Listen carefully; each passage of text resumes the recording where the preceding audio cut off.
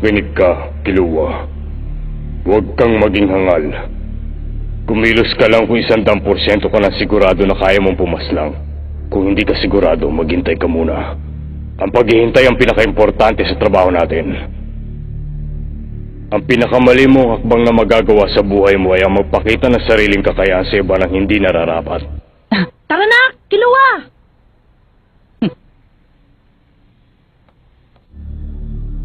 Yan ang katiwiran mo. Hindi na ako assassin.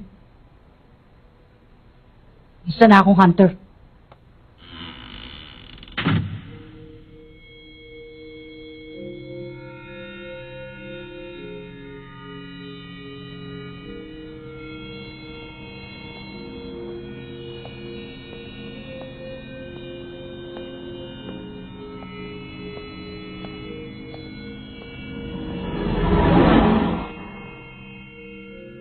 Maraming salamat sa paghihintay, mga kaibigan.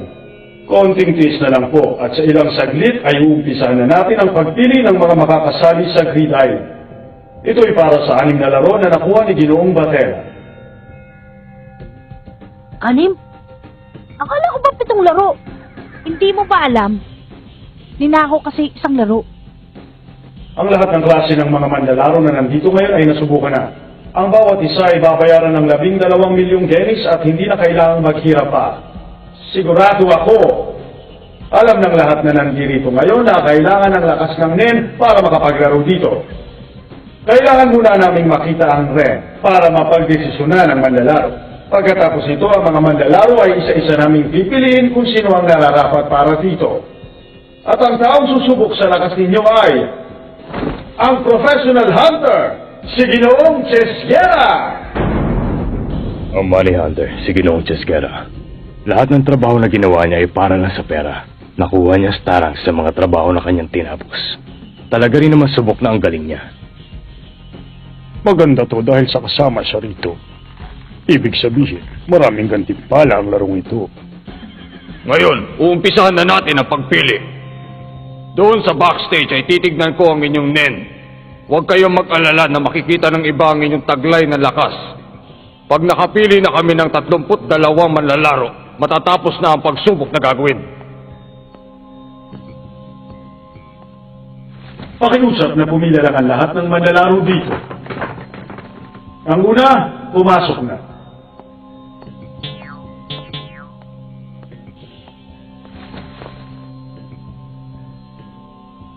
Ang susunod, sige, pumasok na.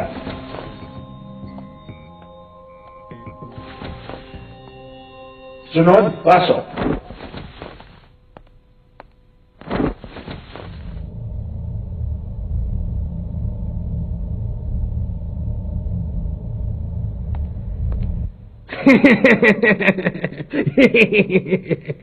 Sige, yung susunod.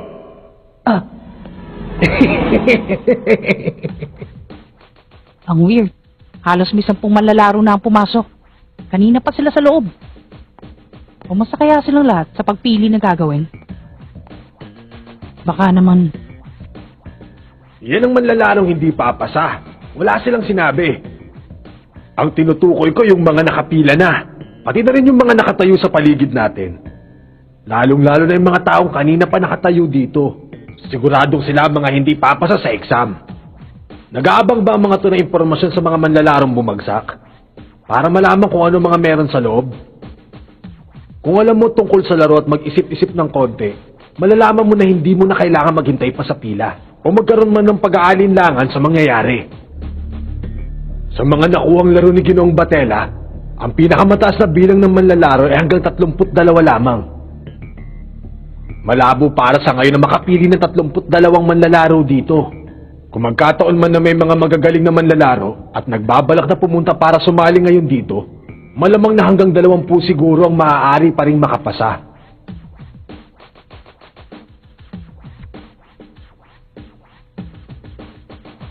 Sa mga nakapila ngayon, pati na rin yung mga nakatayo, sila ay hindi papasa sa paningin ko.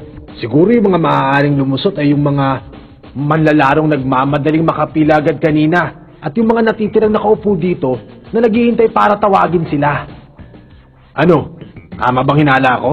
Ewan, hindi pa kasi ganyang kalayo ang tinatakbo ng isip ko. Sa palagay ko, talagang pinahirapan ng pagsubok para hindi maging ganong karami ang makakapasok sa palaro na kinuha nila.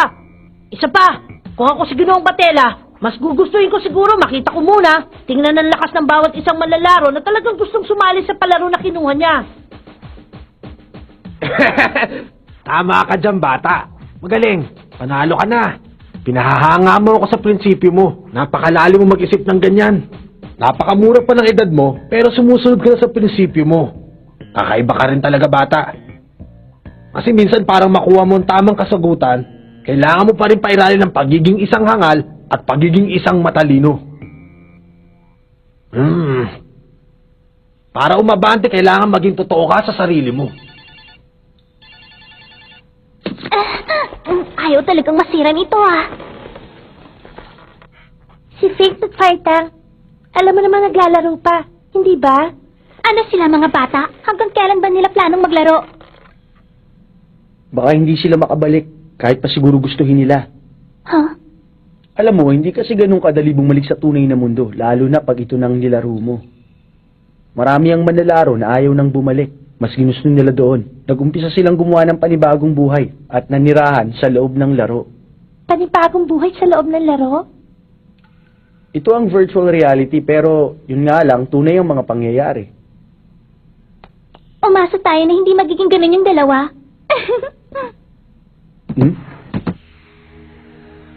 Ang pangalan ko nga pala ay Puhat. Kinagagalaw ko makausap kayo. Susunod! Ako ang sunod.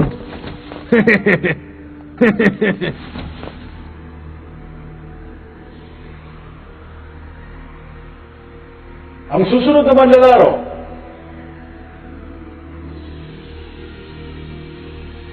Ako na ang mauna, Gon. Teka, Kilua! Galingan mo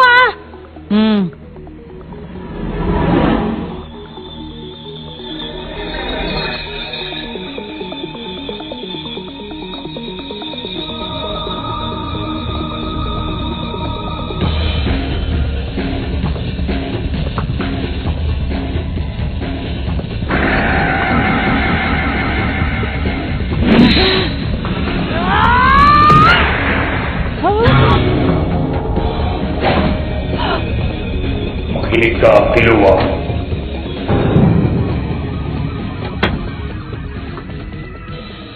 Sige. Ipakita mo sa akin ang ren mo. Ang Hatsu. Okay ba sa'yo? Okay lang yan. Pag sinabi kong titignan ko ang ren mo, sa salita ng Hunter, ibig sabihin nun ay titignan ko ang kapangyarihan mo. Ito ay para makita kung gaano kalakas ang kapangyarihan mo. Hindi ko alam kung ano sasabihin ko sa inyo, lalo na nung ilabas nyo sa akin noon ang mga taglay na kapangyarihan ninyo. Hindi naman na kinakailangan gawin pa yon.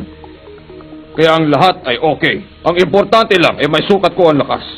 Patunayan mo sa akin ngayon, ang ren mo ay hindi pa sagad mo lakas. Sige. Eto na.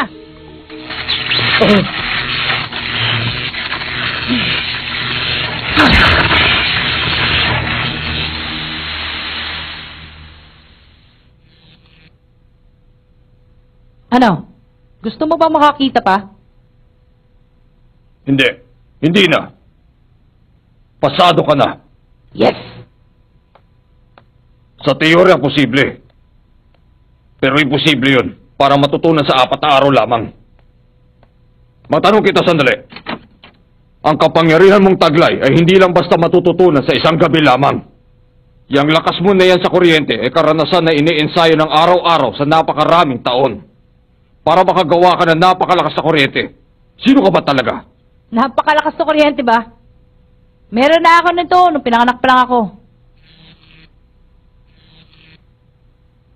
Nasa dugo na namin to.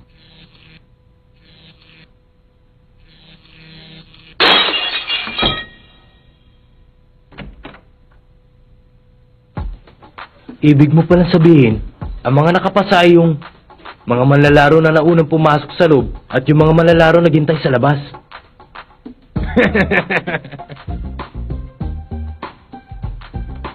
Anim.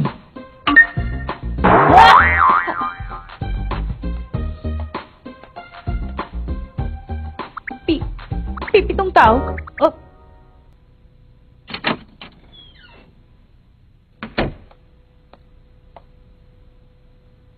Sige, ipakita mo sa akin ang lakas mo. Okay!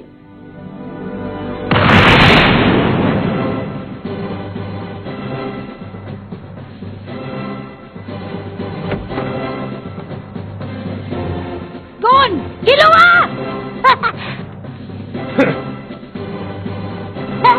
Natutuwa ako! Mabuti nakapasa ka rin! Siyempre naman! Teka nga muna, ikaw ba yung nag-ingay kanina? Hmm?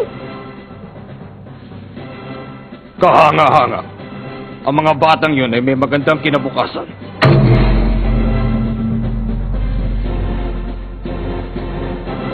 Sabihin mo sa akin, sekretong lakas mo yon? Anong klase ba yun? Secret nga eh! Iloko ka talaga! Sabihin mo na kasi! Teka! Ba't hindi mo sabihin sa'yo? Una, gusto ko munang batiin kayo ng mga nakapasa sa pagsubok. Ibinibigay ko sa inyong 21 miyembro ang karapatang maglaro ng Great Island. May 500 milyong genis na gantimpala.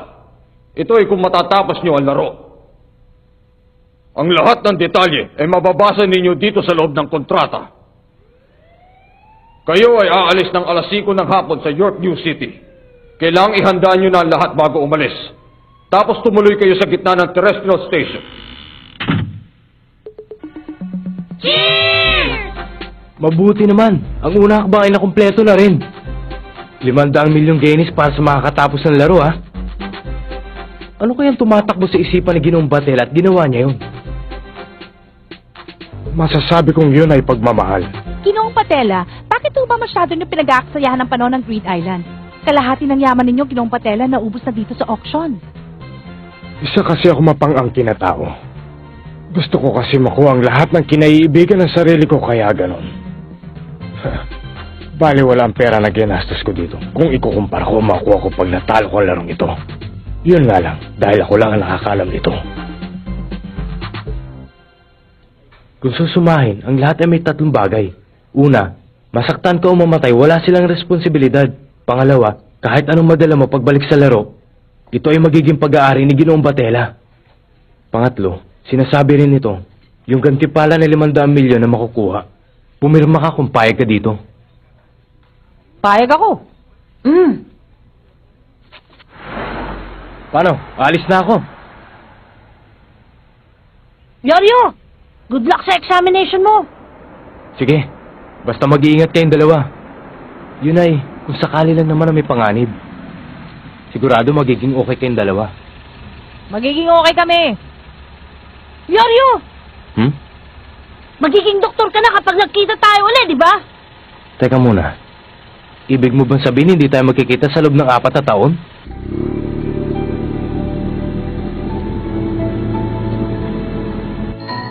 Sa palagay ko, patis tayong maging teacher o doktor. Kailangan kong mag-aral. Bye! Kailangan na natin umalis, Gon. Meron lang tayong isang bagay na alam.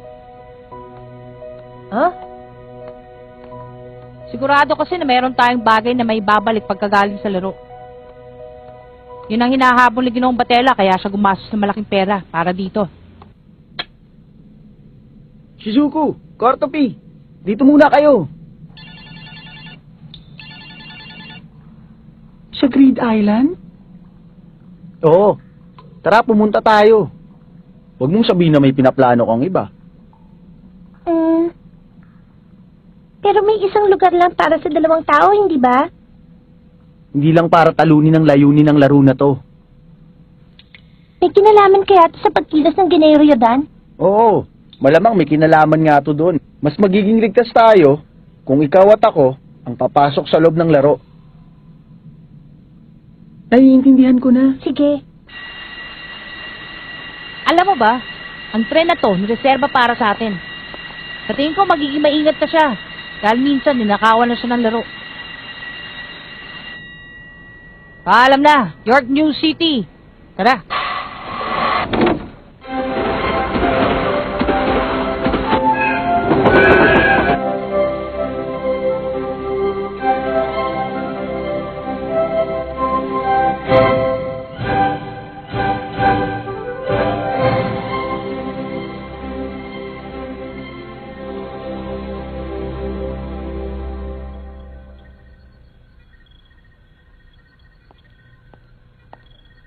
may gusto muna ako sabihin bago tayo magsimula sa laro.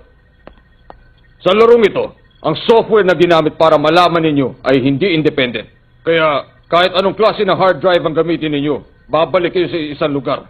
Ang tipo ng laro nito ay hindi nalalayo at halos katulad siya ng internet game. Bukod dito, lahat kayo ay maaaring makarating ng sabay-sabay kahit saan pa kayo manggaling. Anong ibig sabihin nun? Mahirap na ipaliwanag sa tao na baguhan pa lang sa ganitong klase ng laro. Ibig sabihin nito, pwede tayong maglaro ng sabay-sabay sa isang lugar. Ha? Pwede mangyari yun? Sa lahat ng klase ng laro na nandito? Hindi naman eksaktong ganun. Bahala na. Kaya ngayon, ipapasa ko na ang memory card sa inyo. Makakapag-umpisa na kayong maglaro pag pinasok nyo na ito sa slot. Kailangan natin pumili kung sino mauuna. Pag nakapasok na kayo sa laro, doon na ipapaliwanag sa inyo ang lahat. Maririnig nyo lang yun ng paisa-isa.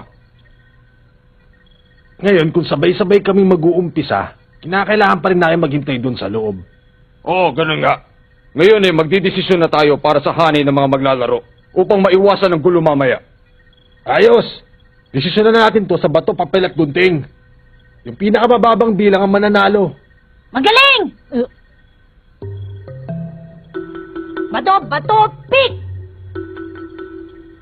Ayos! 17 ko. Sige, ikaw na mauuna. Siguro naman, may save data ka na rin, hindi ba? Maaari bang gamitin mo na?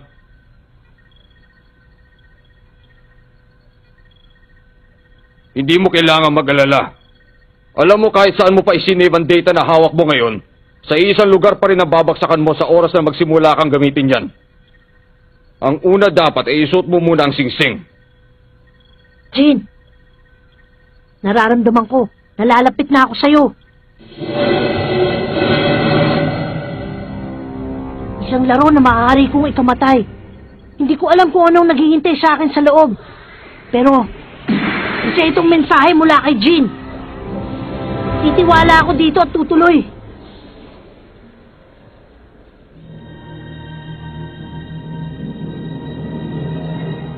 Ngayon, ito na ang magiging Grid Island mo.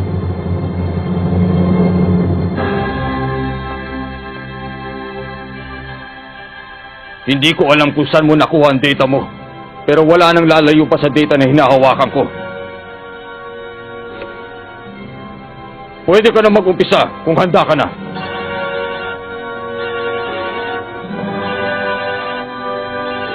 Don, hintayin mo muna ako sa loob pag narinig mo na ang paliwanag sa'yo. Oh!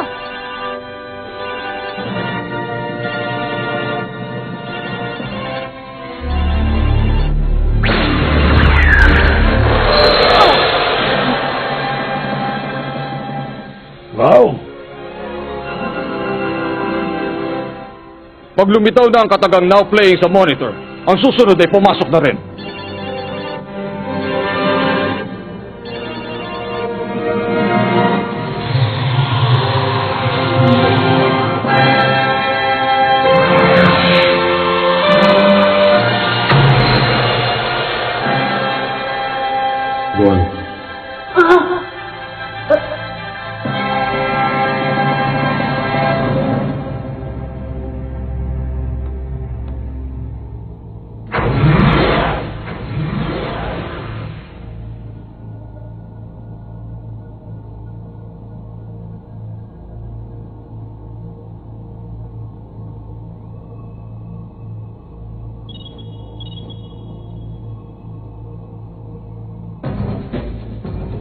Papasok na ako.